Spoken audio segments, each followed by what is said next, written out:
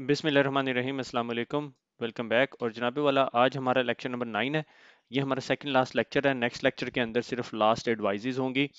तो आज हम एक्चुअली दो चैप्टर्स ख़त्म करेंगे, art of data and event analysis जो लिटरली तीन उसके ऊपर है, और इंसिडेंट हैंडलिंग। इंसिडेंट हैंडलिंग में मोस्टली जो चैप्टर है is about a kill chain and a diamond model. Kill chain मुझे पढ़ाने की ज़रूरत नहीं है क्योंकि किल चेन मैं बहुत दफ़ा पढ़ा चुका हूँ, और मैं उसमें लेक्चर का रेफरेंस भी दे दूंगा। हम उसको देखेंगे कि diamond model is a very very important one that you normally use. Practical life में कितना यूज़ होता है, टू बी ऑनेस्ट, अगर आप मैसिव सर्विस प्रोवाइडर या मैसिव फाइनेंशियल इंस्टीट्यूशंस जिसका बहुत मेच्योर सिक्योरिटी ऑपरेशन सेंटर चल रहा है, वहां पे शायद यूज करें। ठीक है, वो भी डिपेंड करता है आप कहाँ बैठे हुए हैं और आपका कंट्री में वहां पे यूज होती है या नहीं, या आप फिर थर्ड पार्टी को आउटसोर्स कर रहे हैं इस तरह की कोई इंफॉर्मेशन या थ्रेट इंटेलिजेंस। ठीक है, तो शुरू करते हैं। समरी, आपको इंसिडेंट रिस्पांस का पता चल गया, हैंडलिंग का पता चल गया, टीम्स का आइडिया हो गया, नेटवर्क प्रोफाइलिंग का कॉन्सेप्ट पूरा हो गया। यानी कि आपका कौन सा एग्जाम है, सीसीएनएस साइबर ऑप्ट सिक्योरिटी ऑपरेशन। तो हम लोग सारे का सारा जो है सिक्योरिटी ऑपरेशंस के इर्द गिर्द घूम रहे हैं। हमने इधर यहाँ को टेक्नोलॉजी नहीं लर्न करे, ठीक है, वो हम प्रीवियस एग्जाम के अंदर लर्न कर चुके हैं। ठीक है, जिसमें सिक्योरिटी फंडामेंटल्स थी। ठीक है, साइबर ऑप का सिक्योरिटी फंडामेंटल। अब हम सिक्योरिटी ऑपरेशंस को देख रहे हैं क्योंकि ये आपको इनसाइड दे रहा है। ठीक है, तो आज हम जो है art of data and event analysis के जो डाटा आपके पास है उसको एनालाइज कैसे करना, उसमें क्या चीजें एनालाइज करनी, कैसे एनालाइज करनी, 5 टपल रूल एक है, वो क्या चीज है। सही हो गया। तो art of data and event analysis की आपके पास जितना डाटा इकट्ठा हुआ वो आप उस चीज को देखने के बाद आप कहते हैं यार यहाँ क्या हुआ है। ठीक है, ये क्या एबनॉर्मेलिटी है। ठीक है, और ये यहाँ पर ये क्यों डाउन हुए हुए हैं। सही हो गया, यहाँ पर ये एक्टिविटी क्यों है, ये ब्लू लाइन इतनी आगे तक क्यों है, ये ब्लू लाइन लास्ट टाइम यहाँ पे आई थी और उसके बाद यहाँ आई हुई थी, तो ये क्या मसले हैं। सही हो गया। तो ये जो सा है art of data and event analysis, आप एबनॉर्मेलिटी यूज करते, आप एबनॉर्मेलिटी को आइडेंटिफाई करते और उसके बाद देखते हैं। ठीक है, वो जमाना चला गया जब आप कहते थे ऑल द डिनाई पैकेट्स मुझे दिखा दो। अब आपने देखना है कि वो एक सक्सेसफुल पैकेट जो एबनॉर्मल टाइप पे हुआ वो कैसे हुआ। उसके लिए मोस्टली आप लोग जो है मशीन लर्निंग को लेवरेज करते हो कि यह मशीन लर्निंग देखती है कि अच्छा आज मुल्क के अंदर नेशनल हॉलीडे है तो आज जो सी है ट्रैफिक कम होगी, मगर आज जो सा है मैं नोटिस कर रहा हूँ कि आरडीपी सेशन एक 8 घंटे से खुला हुआ है। क्यों खुला हुआ है, वो एबनॉर्मेलिटी है। सही हो गया। और वो एबनॉर्मेलिटी क्या होगी, वो इतनी सी लाइन नजर आएगी और आपके सिक्योरिटी ऑपरेशन सेंटर ने देखना होगा। नॉर्मलाइजिंग द डाटा, सबसे पहला जो काम है कि आपने जब डाटा कैप्चर किया, ठीक है, तो उसके अंदर जो सा है आपने प्रोसेस होता है जिसमें आपने डाटा को कैप्चर करना है, स्टोर करना और एनालाइज करना है। ये तीन प्रोसेस होते हैं। ठीक है, और नॉर्मलाइजेशन का क्या फायदा होता है कि आप उस डाटा को सीधा पधरा करते हैं। ठीक है, हमारी उर्दू पंजाबी के कॉम्बिनेशन के अंदर उसको सीधा करते हैं, फॉर्मेट ऐसा दे देते हैं जिसमें आप उसको सर्च एंड सॉर्ट कर सकें। सही है। फॉर एग्जाम्पल कि अगर मैं आपको एक मैसिव रूम में डिफरेंट किस्म के डाटा टाइप्स दे दूं, तो आप क्या करोगे, आप ना जो डुप्लीकेट डाटा उसको साइड पे निकाल लोगे, जो एड्रेस से रिलेटेड डाटा उसको एक साइड पे कर लोगे ताकि आपको एड्रेस की इंफॉर्मेशन एक स्पेसिफिक पैटर्न में मिल जाए। ठीक है, उसको हम डाटा मॉडलिंग की कैटेगरीज में भी ले आते हैं, मगर normalization is a first step कि रिडंडेंट डाटा को निकाल दिया जाए, डाटा इंटेग्रिटी मेंटेन की जाए और इवेजन एंड एम्बिगिटीज खत्म कर दी जाए। उसकी एक एग्जांपल भी मैं दिखाता हूँ। 3 फॉर्म्स ऑफ नॉर्मलाइजेशन है, first form, second form and third form. हम इसके बारे में नहीं पढ़ रहे, बुक आपको एग्जाम में नहीं पूछेगी, ये डेटाबेसिस से रिलेटेड है। मुझे पता है, मेरी जिंदगी के पहले इंटरव्यू में किसी ने मेरे से पूछा था सेकंड फॉर्म ऑफ नॉर्मलाइजेशन क्या होती है, मैंने कमा स्टूडेंट था, मुझे नहीं पता था। ठीक है, ओल्ड आईपीएस, जो आईपीएस है वो क्या करती है, आपका डाटा फ्लो देख रही होती है, कुछ पैकेट्स को असेंबल करती है और असेंबल करने के बाद उन्हें एनालाइज करती है कि यार इसके अंदर कोई मैलिशियस एक्टिविटी तो नहीं है। तो उसकी बहुत कॉमन एग्जांपल अगर आपको याद हो मैंने दी थी कि फ्रेगमेंटेड पैकेट्स हैकर्स आपको भेज देते हैं और आपकी ओल्ड फायरवॉल्स उसको नॉर्मलाइज करके समझ नहीं सकती। अब जो मॉडर्न आईपीएस है वो बहुत अच्छी तरह नॉर्मलाइज करती है, पूरे के पूरे डाटा फ्लो को समझने की कोशिश करती है और कॉन्टेक्चुअल अवेयरनेस उसके पास होती है, तो वो अंडरस्टैंड कर सकती है। इन शॉर्ट, आपको नॉर्मलाइजेशन से आपको बात ये समझ लेनी चाहिए कि आपका डाटा जो है ना वो एक बेहतर फॉर्मेट में आ जाता है। ठीक है, अच्छा, उसके बाद अगला काम आ जाता है, अगला कॉन्सेप्ट आ जाता है कि डाटा मॉडलिंग। डाटा मॉडलिंग क्या है कि it's a very important to interpret a common data values into a format. कि आपका डाटा जो है मॉडल हुआ है कि अगर आप सोर्स आईपी एड्रेस मांग रहे हैं तो वो आपको सोर्स आईपी एड्रेस ही ला के देगा, ये ना हो कि सर्वर का आईपी एड्रेस ला के दे दे।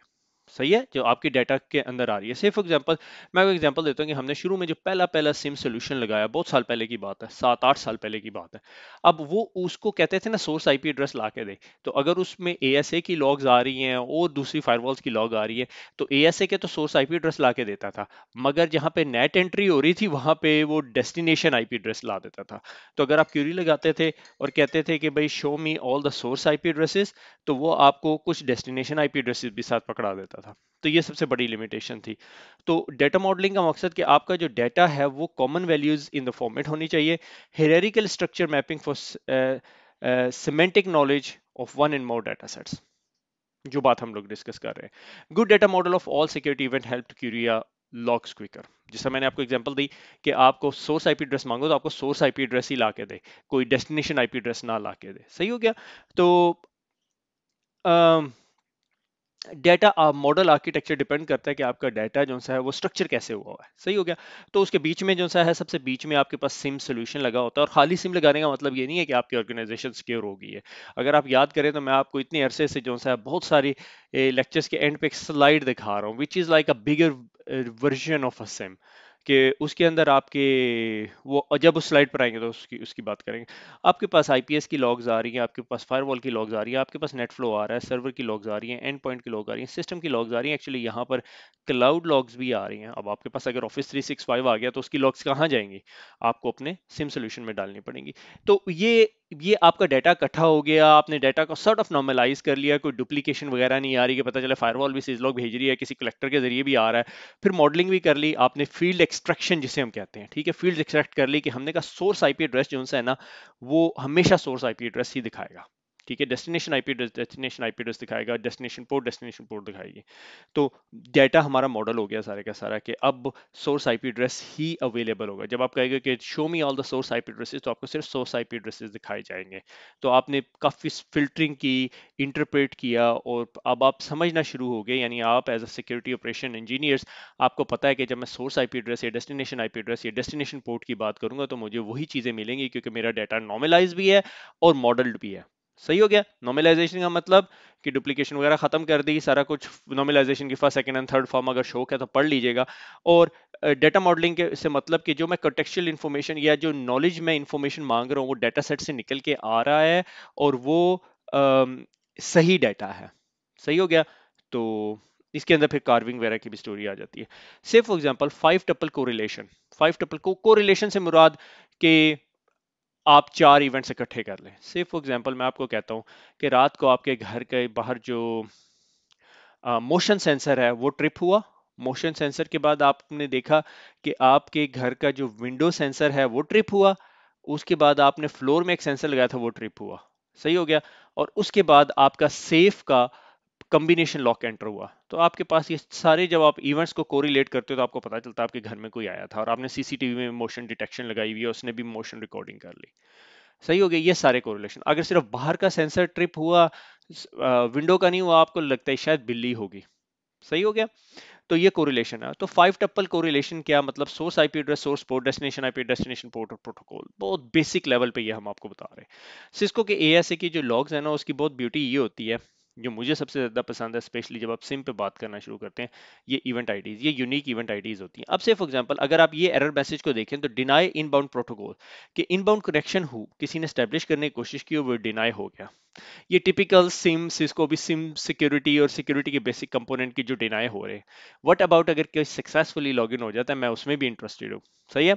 तो बहरहाल let's go back to the topic, कि ये इवेंट तब जनरेट होगा जब किसी ने इनबाउंड कनेक्शन डिनाई हुआ है बाय योर सिक्योरिटी पॉलिसी। आपकी सिक्योरिटी पॉलिसी ने कहा कि पोर्ट 21 इनबाउंड ब्लॉक की हुई है। सही है। अब इनबाउंड ये एरर मैसेज आएगा तो इसका मतलब किसी ने अटेम्प्ट करने की कोशिश की और वो ब्लॉक हुआ। ठीक है। और अब रिकमेंडेड एक्शन उसमें से इसको ये रिकमेंड करती है, या फायरवॉल लॉग इवेंट में ये कह रही है कि modify a security policy if traffic should be permitted, if message occur on regular interval contact the remote peer administrator. ठीक है। रिमोट पीयर अब आपके चाइना में बैठा, रशिया में बैठा, आप कुछ नहीं कर सकते। सही हो गया। दूसरा एरर मैसेज जो सा है वो भी ऑलमोस्ट सिमिलर है, कि एएसए हुआ क्या, कि deny a TCP no connection from an IP address and the port number. और टीसीपी फ्लैग जो सा है वो सिन फ्लैग ही नहीं है। ठीक है। वो एक आ रहा है या एक्नॉलेजमेंट आ रही है या कुछ और आ रहा है। ठीक है। तो ASA जो है डिस्कार्ड कर देती है पैकेट अगर उसकी कनेक्शन टेबल में उसकी एंट्री ना हो। अब आप, मैं एज्यूम कर रहा हूँ आप CCNA सिक्योरिटी पढ़ के आए हैं तो मुझे डिफाइन करने की जरूरत नहीं। So no action is required. तो फिर मुझे लॉक करने की क्या जरूरत है? हाँ, मैं लॉक करूंगा इसका काउंटर के कितने आईपी एड्रेसेस से मुझे ये इवेंट आ रहा है। अब यहाँ पे मेरे कोरिलेशन आ गया, आपने एक डैशबोर्ड लिखना शुरू किया, आपने कहा शो मी। अब यहाँ पर आप as a security operation engineer जो है, आपको अगर सिस्को की फायरवॉल या पालो की फायरवॉल या चेक पॉइंट की फायरवॉल, जूनिपर की फायरवॉल के लॉग्स का ही नहीं पता, तो आप यहाँ पे बैठ के डैशबोर्ड नहीं लिख सकते। ये सबसे बड़ी लिमिटेशन है, ये सबसे बड़ा डिस्कनेक्ट एक्चुअली। सही है। तो आप, ये एक बहुत अच्छा केपीआई है, ठीक है, एक बहुत अच्छा केपीआई है कि show me all the IP addresses that are making a TCP connection, और वो सिंक का पैकेटिंग कुछ हो रहा है। तो वो क्या करना चाह रहे हैं, मेरी फायरवॉल को ट्रिक करना चाह रहे हैं कि वो किसी तरह बाईपास कर लें फायरवॉल। वो होंगे नहीं, या कोई मिसकॉन्फ़िगर डिवाइस होगी। तो अगर मैं एक डैशबोर्ड बनाऊं और मैं कहूं कि मुझे वो तमाम एरर मैसेजेस दिखाना शुरू कर दे मेरी ESA से प्रोड्यूस हुए हुए, जिनकी इवेंट आईडी ये है और उनका सोर्स आईपी एड्रेस जिस कंट्री से आ रहा है वो, और जिस डेस्टिनेशन आईपी एड्रेस पे जा रहे हैं और जिस डेस्टिनेशन पोर्ट पे, अगर एक एक कंट्री है वहां से कोई 5,000 कनेक्शन आ रहे हैं, तो या आप वो कंट्री को ब्लॉक करेंगे या फिर फाइंड आउट करेंगे यार क्या मसला है भाई तुझे। सही हो गया। तो वो नॉर्मली जब आप इतने बड़े इन्वायरमेंट में काम कर रहे होते हैं, आप ये सारा कुछ देख रहे होते हैं, तो आपको पता होता है ये आईपी एड्रेस कहाँ कहाँ कितनी कितनी दफ़ा मुझे कनेक्ट करता है। बाद में पता चलता है यार ये हमारा कोई रिमोट एक्सेस VPN का यूज़र है, इसके पास विंडोज़ का कोई ओल्ड वर्जन चल रहा है, इस वजह से ये पैकेट प्रोड्यूस कर रहा है। सही हो गया। कुछ भी रीजंस हो सकते हैं। ये टपल कोरिलेशन की बात आ गई। रेट्रोस्पेक्टिव एनालिसिस सिस्को बहुत पीटती है इसको, जिस तरह ही पीटती है उसके साथ ही एम्प की बात ले आती है। हम एम्प यहाँ पढ़ने के लिए नहीं आए, हम पीछे पढ़ चुके हैं, उसका लाइव डेमो भी मेरे ख्याल में मैंने करके दिखाया था एम्प का। तो एडवांस मेलवेयर प्रोटेक्शन है, सिस्को ने अपने सोर्स फायर के अंदर, आयरन पोर्ट के अंदर और एंड पॉइंट प्रोटेक्शन के अंदर ये सारी कैपेबिलिटी दी हुई है कि ये हैश फाइल, ये फाइल मेरे एनवायरनमेंट में 3 महीने पहले भी नजर आई थी, तो ये फाइल अब मिलिशियस थी। अब मैं रेट्रोस्पेक्टिवली जाके, यानी पीछे जाके, जितनी डिवाइसेस को इसने टच किया तमाम डिवाइसेस को क्वारंटीन करके उन्हें वाइप करवा सकता हूं, क्योंकि पॉसिबिलिटी है वो तमाम डिवाइसेस इन्फेक्टेड होंगी। सही हो गया। नॉर्मलाइजेशन होगी, डेटा मॉडलिंग होगी, रेट्रोस्पेक्टिव एनालिसिस हो गया, और रेट्रोस्पेक्टिव एनालिसिस से पहले हमने 5 टपल कोरिलेशन भी देख लिया। अच्छा, mapping a threat intelligence with DNS, इसके लिए बहुत सारे टूल मिलते हैं। सिस्को अपने DNS intelligence, umbrella, fire power, threat intelligence, FMC, पता नहीं क्या कुछ सेल करने की कोशिश करती है। On a bear metal stuff, यानी बेसिक लेवल पे ये है कि आपकी जितनी DNS लॉग्स हैं, आपकी नेटवर्क के अंदर जितनी DNS की रिक्वेस्ट जा रही हैं, चाहे आप प्रॉक्सी से उठा लो, चाहे आप DNS सर्वर से उठा लो, चाहे आप फायरवॉल से उठा लो, डिपेंडिंग आपके पास कौन सी फायरवॉल, जितने डोमेन नेम आपके पास जा रहे हैं वो तमाम डोमेन नेम उठाओ, ठीक है, और उन्हें इकट्ठा करके एक बकेट में डाल लो, ठीक है, और उस बकेट को रिलेट कर लो किसी कंपनी से जो आपको DNS की होस्ट नेम की थ्रेट इंटेलिजेंस देती है। सिर्फ for example, Urdu IT academy की इस टाइम ट्रस्ट वर्दीनेस ज्यादा है एज कंपेयर टू abcxyzjklmn.com के, क्योंकि ये एक brand new fresh young domain है, ये कोई कमांड एंड कंट्रोल सेंटर के लिए भी यूज कर सकता है। सही हो गया। तो इस तरह की चीजें जो सी हैं बहुत इंपॉर्टेंट होती हैं। तो ये mapping a threat intelligence with the DNS, कि आपकी DNS की जो लॉग्स है उन्हें थ्रेट इंटेलिजेंस करो। इसके अलावा बहुत सारे प्रोडक्ट्स मिलती हैं मार्केट में जो अवेलेबल हैं, और थ्रेट इंटेलिजेंस आप इंटीग्रेट कर सकते हो अपने सिम सोल्यूशन के साथ। उसकी एग्जांपल जो सी है यहाँ पर है, ठीक है, वापस आते हैं इस एग्जांपल के ऊपर। उसके बाद बुक आखिर में एक बात करती है deterministic versus probabilistic analysis. Deterministic analysis ये होता है कि आपके पास सिस्टम फैक्ट्स हैं, सारा कुछ है, और आपने जौन सा है या फैक्ट आइडेंटिफाई कर रहे हो और उसके बाद आप जो है वर्कआउट करते हो यार ये चीज हुई थी।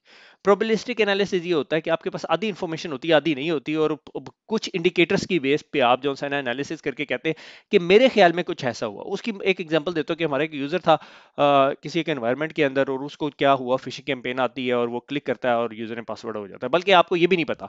आपको एक दिन अलर्ट आती है कि काशिफ का अकाउंट जो है ना वो लॉग इन हुआ है फ्रॉम साइबेरिया, और काशिफ आज तक साइबेरिया गया ही नहीं। मेरे सामने वर्ल्ड मैप लगा, मुझे खुद नहीं पता साइबेरिया किधर है, ठीक है, अब नॉर्दर्न रशिया वाली साइड पे मेरे ख्याल में, ठीक है।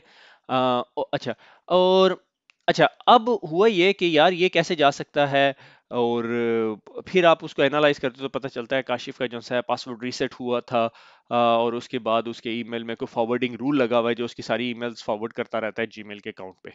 यहाँ तक आपके पास फैक्ट्स एंड फिगर्स हैं, आपने सारा कुछ हुआ, ये डिटर्मिनिस्टिक एनालिसिस है। अब यहाँ पे प्रोबेबिलिस्टिक है कि शायद काशिफ को फिशिंग ईमेल आई, आप मेरे पास आए, मेरे से आके पूछा भाई तुझे कोई फिशिंग ईमेल आई थी, मैं कहा नहीं मेरे पास तो कोई नहीं आई थी, मैं कभी भी आपको सीधी पिक्चर नहीं बताऊंगा, ठीक है। तो हुआ होगा कुछ यूं कि मैं यहाँ पे प्रोबेबिलिस्टिक एनालिसिस करूंगा कि शायद काशिफ के पास फिशिंग ईमेल आई, क्योंकि मेरे पास भी कोई एविडेंस नहीं है, मैंने उसका ईमेल भी खोल के देखा वहां पर नहीं थी, डिलीट हो चुकी थी, आर्काइव में भी मेरे पास कोई एंट्री नहीं थी। तो यहाँ पे कुछ प्रोबेबिलिस्टिक एनालिसिस होता है, मगर प्रोबेबिलिस्टिक एनालिसिस के जरिए आप किसी को पॉइंट आउट नहीं कर सकते काशिफ तुमने को मसला किया, ठीक है। तो इस तरह की बहुत सारी चीजें फोरेंसिक्स के अंदर, इंसिडेंट रिस्पॉन्स की भी जब भी आप ट्रेनिंग लेते हैं तो लोग ये कहते हैं कि आप किसी बंदे को अगर एडवर्सरी करार देते हैं तो आपके पास बहुत सॉलिड प्रूफ होने चाहिए, आप कहोगे इस मशीन ना कि काशिफ की मशीन, ठीक है।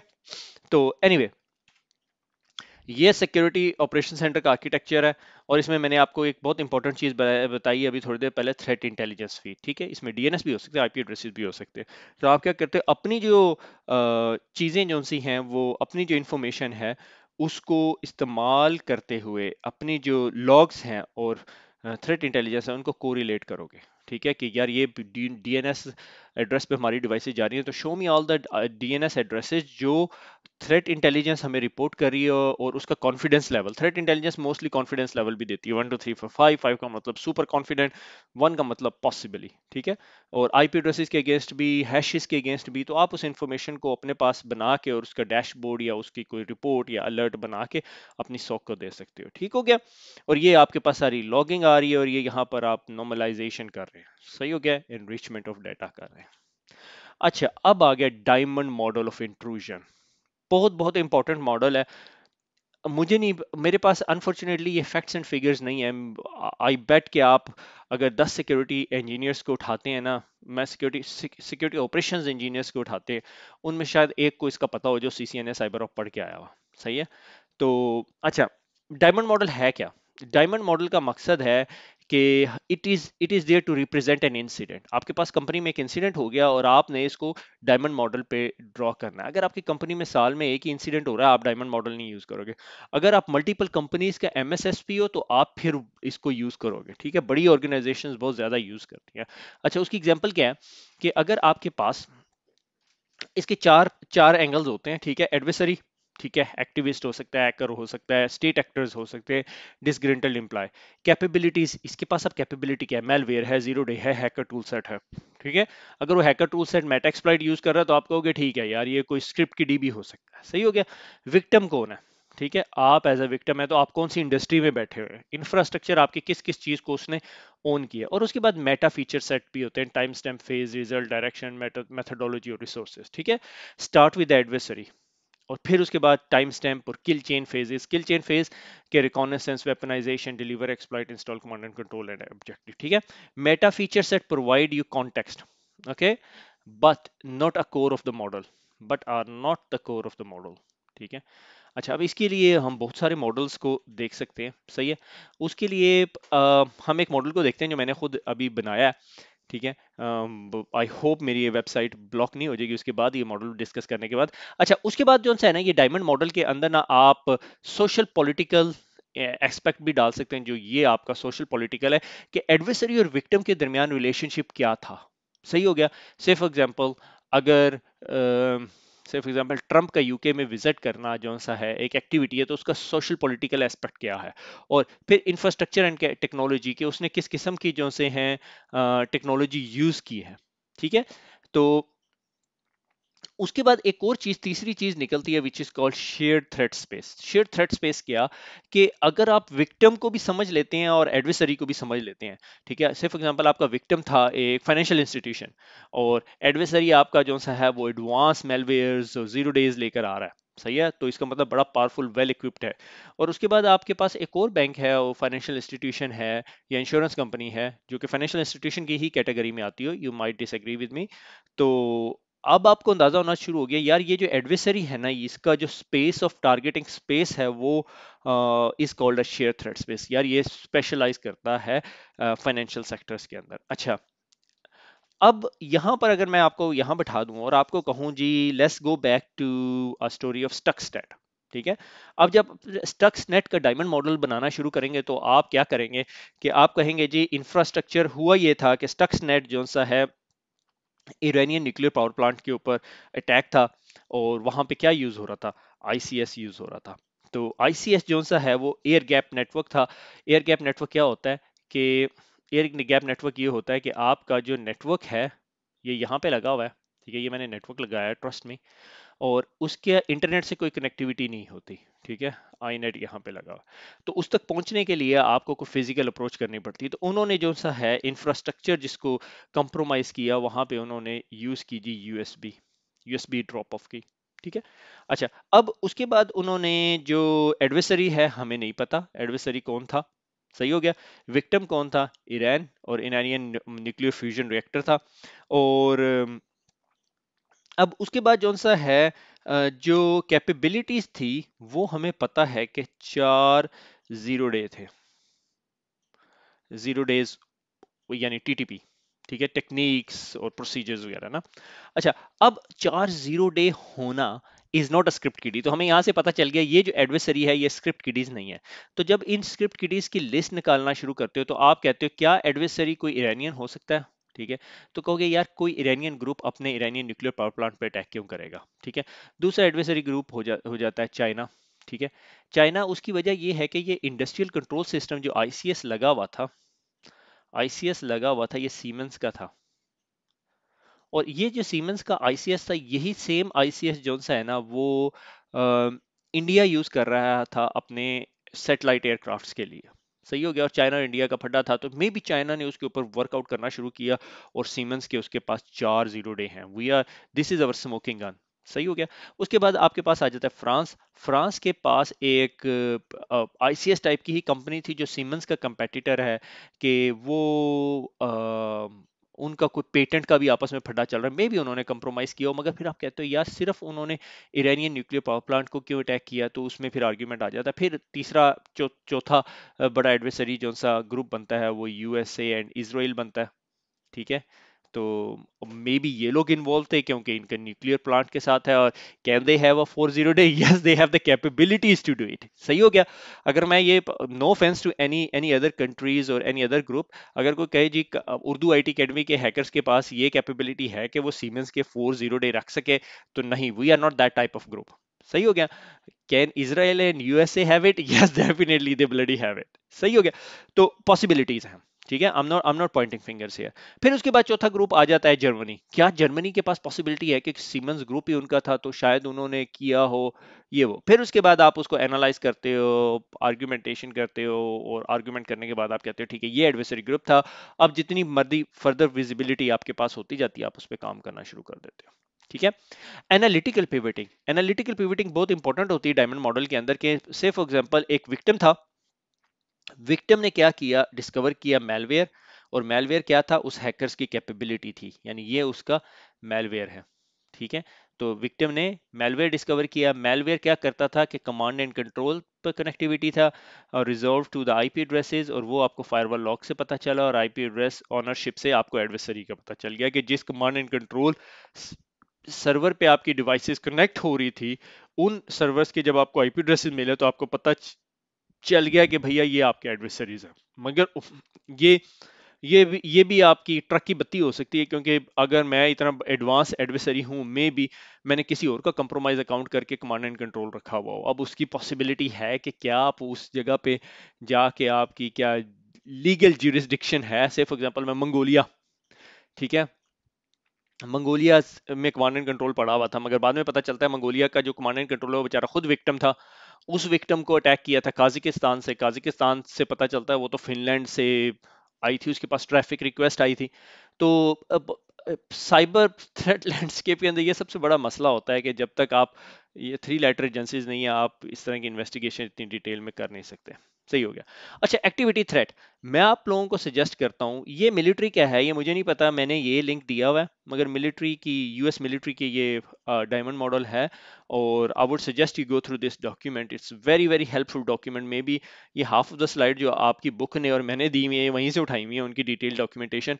अच्छा, उसके बाद अब आप क्या करते हो, ये डायमंड मॉडल को मैप करते हो on each and everything. Reconnaissance attack हुआ, ठीक है, कि एडमिनिस्ट्रेटर ने वेब सर्च किया और सारी एक्टिविटी ढूंढी। अच्छा, क्या किया उसने, किस तरह वेब सर्चिंग की, और उसके लिए उसने इंफॉर्मेशन कौन सी यूज़ की थी, टेक्नोलॉजी कौन सी यूज़ की थी, ठीक है, और विक्टिम कौन था, ठीक है, ये सारी इंफॉर्मेशन।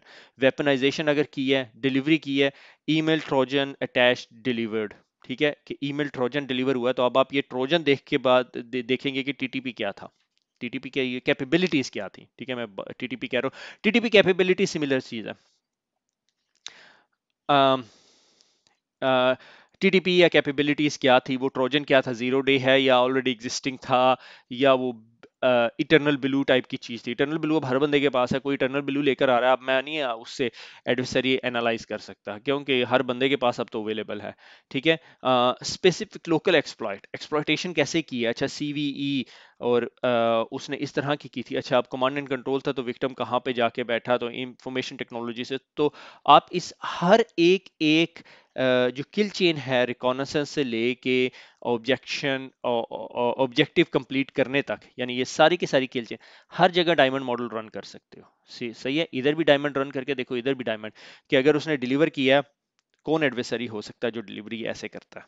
सही है, क्या मेरे पास और किसी एडवर्सरी की टेक्निक है जो ये डिलीवरी करता है ऐसे। सही है, जिस तरह फॉर एग्जांपल बहुत सारे अटैक एक्टर्स के बारे में जो है, जब इंफॉर्मेशन इकट्ठी की जाती है, डिपेंडिंग आपके पास विजिबिलिटी कितनी है, तो आप ये देखते हो, आप वो कहते हो यार ये अटैक जो एक्टर्स हैं, ये स्पेसिफिक सीवी एक्सप्लॉइट करते हैं, ठीक है। और वो जब एक्सप्लॉइट करते हैं, से फॉर एग्जांपल मेरे पास अगर मेरे पास एक बोर्ड है, बॉयलर रूम है, और उसके पास 4 ऑर्गेनाइजेशन है मेरे पास लिस्ट में, एक फाइनेंशियल इंस्टीट्यूशन है, एक मिलिट्री ऑर्गेनाइजेशन है, एक से फॉर एग्जांपल रिटेल इंडस्ट्री है, और चौथे नंबर पे एंटरटेनमेंट इंडस्ट्री। तो मेरी सबसे पहले आसान टारगेट कौन सा है, उसको मैं करूंगा, या फिर बड़े टारगेट की तरफ जाऊंगा।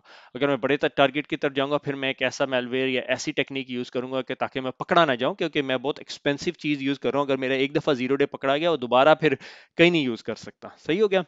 या आप एक और एंगल आप ये ले सकते हो कि यार ये जीरो डे लेके मैं पब्लिशिंग इंडस्ट्री से गेम ऑफ थ्रोन की सारी एपिसोड निकाल के ले आता हूँ, और उससे फिर टोरेंट करके पैसे बना के नुकसान करके जो भी करना चाहता हूँ वो कर लूंगा। सही हो गया, क्योंकि मुझे पता है कि इनके पास उस लेवल की टेक्नोलॉजी नहीं होगी कि ये मेरा जीरो डे पकड़ सके। और उसके बाद जब मैं ये काम करके फारिग हो जाऊं, फिर मैं मिलिट्री इंडस्ट्री को भेजूंगा। मगर उसका क्रॉस आर्ग्यूमेंट ये है कि जब गेम ऑफ थ्रोन बाहर लीक होगी, तो वो इन्वेस्टिगेशन करेंगे, जब वो इन्वेस्टिगेशन करेंगे तो वो तेरा जीरो डे भी पकड़ लेंगे, जब जीरो डे पकड़ लेंगे तो मिलिट्री वालों तक तो तू पहुंच ही नहीं सकता। तो बहुत साइड आर्ग्यूमेंट बैठते हैं। सही हो गया। अच्छा, उसके बाद जौन सा है, ये एक्टिविटी थ्रेड है कि भाई ये एक एडवर्सरी वन है, एडवर्सरी टू, एडवर्सरी वन ने का थ्रेड वन है, थ्रेड टू और थ्रेड थ्री है, ठीक है। तो उसने कोई एक्टिविटी की, ये अगर आप इस डायग्राम में, इस डॉक्यूमेंट में जाएंगे, तो वो डिटेल में बताता है कि क्या किया उसने। रिकॉनेसेंस करने के बाद, command and control objective achieve करने के बाद, एक और थ्रेड भी बना लिया, परसिस्टेंस परहैप्स मेंटेन की। तो it is a homework for you to do it, मगर मुझे बताने की जरूरत नहीं है, कमेंट करने की जरूरत नहीं है, what I want you to learn it. सही हो गया। Cyber kill chain, Urdu IT के सीसीएनए साइबर ऑप के लेक्चर नंबर 23, उसका यूआरएल यहाँ पड़ा हुआ है। मैं बहुत डिटेल में बता चुका हूँ कि kill chain step one reconnaissance करते हो, ठीक है, हार्वेस्टिंग द ईमेल एड्रेसेस और बहुत सारा कुछ। वेपनाइजेशन करते हो, ठीक है, एक्सप्लॉइट बैकडोर में ला के डिलीवरी देते हो, ईमेल भी भेज सकते हो, यूएसबी भेज सकते हो, कुछ भी कर सकते हो। एक्सप्लॉइटेशन, एक्सप्लॉइट किया, ठीक है, इंस्टॉलेशन होगी, command and control, action on objective, and move on, ठीक है। ये लॉकheed मार्टिन का किल चेन है, उसका यूआरएल भी दिया हुआ नीचे। मेरे ख्याल में आज हमने जो सा है जो चीजें पढ़ी हैं are very very interesting, very theoretical. अगर आप लोग सोने लगे, मगर मेरे ख्याल में आप सोए नहीं होगे स्टक्सनेट का नाम सुन के, ठीक है। तो खुश रहें, दुआओं में याद रखें, अगले फाइनल लेक्चर में मुलाकात होगी। अल्लाह हाफिज।